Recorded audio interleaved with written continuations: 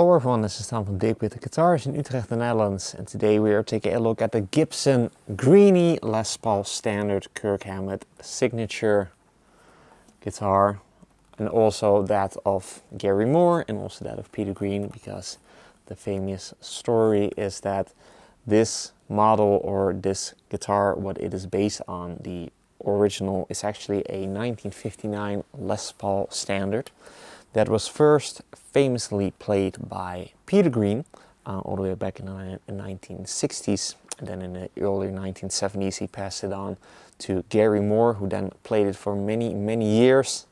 And then once that he passed away, he I believe that a collector got hold of it, and then eventually not too long ago, a couple years back, Kirk Hammett actually bought it off of that collector.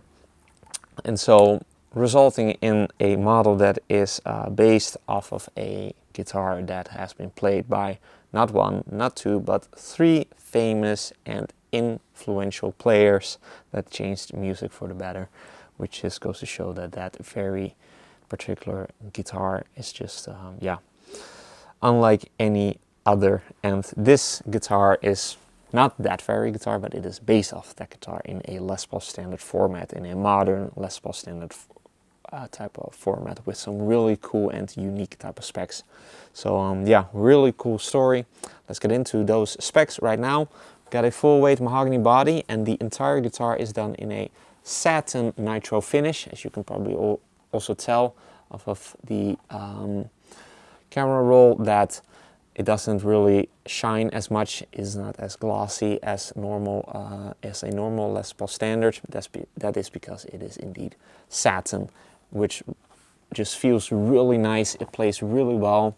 The neck is incredibly smooth, plays super nice, and just also gives this a really cool look.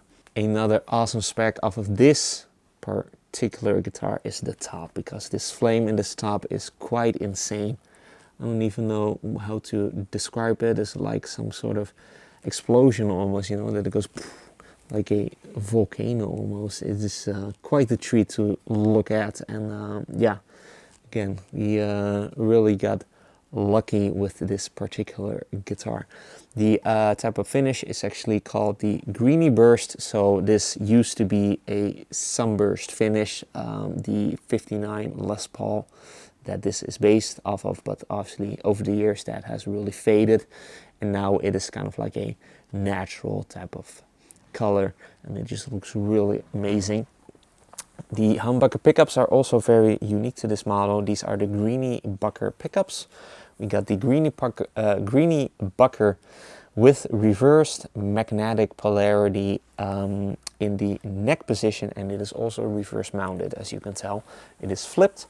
Normally then the pull pieces with the screws would be up to the neck, but now it is going downwards. And the reason being is that the 1959 Les Paul also actually has that. It already had that in the 1960s, and that has always been that way ever since. And then we got a Greeny Bucker in the bridge position, which then results in, when it is set in the middle position, that it is out of phase, so you kind of get a quacky type of sound, which just sounds really cool, very unique to this model. Then we got just your regular standard tune-o-matic bridge with your stop tailpiece. Then your controls are also pretty standard, so 2 tones for each of the pickups and two volumes for each of the pickups. But what is not very typical is that the knobs are not all the same. So for the bridge pickup, the knobs, so the tone and the volume knob are reflector knobs, and then for the neck pickup, the tone and the volume knob are these amber knobs. I believe that Gary Moore did that back in the day, so that he could then feel without having to look which of the knobs he was actually turning, because these do feel different. We also got pointers / thumb bleeders, so that you know exactly where you are at. We got a mahogany neck, also in satin, feels really amazing, and it has a 1959 profile, which is actually not all that big, as some people might think that a 1959 neck would be. But this is pretty medium. It is on a larger size, but I think that most people will be fine playing this. Feels really nice, very well rounded, and plays really comfortable. Rosewood fingerboard with your standard and traditional trapezoid inlays. And then we kind of got a blank face on the headstock with no Les Paul model, because with the original Greeny Les Paul, the Les Paul model decal has actually faded away. So that is the reason why this does not have that Les Paul model decal. But it just looks really cool, kind of resulting in this unique look. And then we got Grover Rotomatic tuners on the back with also some more unique type of buttons that just work really well. Also comes with a hard shell case, as you would like to see, and all in all this is a really cool type of tribute to a legendary guitar played by a legendary player. So yeah, really awesome guitar. So let's hear what it sounds like. But first, if you're interested in this Greeny Les Paul standard, be sure to head over to the links in the description. One of those links will take you to the listing of this guitar on the website, and then the other link will take you to the listing of this guitar on a reverb shop if you happen to be an international buyer. If you enjoyed this demo, be sure to like the video, subscribe to the channel for more cool weekly demos of cool electric guitars like this, cool acoustic guitars, bass guitars, amplifiers, even all of that really cool stuff. Also be sure to like us and follow us on our socials, Instagram and Facebook. Links are also in the description. With all of that being said, let's hear what this Gibson Les Paul standard Greeny sounds like. Going to be playing it through the 1966 Fender Super Reverb. First going to be giving you some clean tones, and then I'll be giving you some dirty tones, for which I will be using the MXR Super Badass Distortion. So let's get to that part and take this really awesome Les Paul for a spin.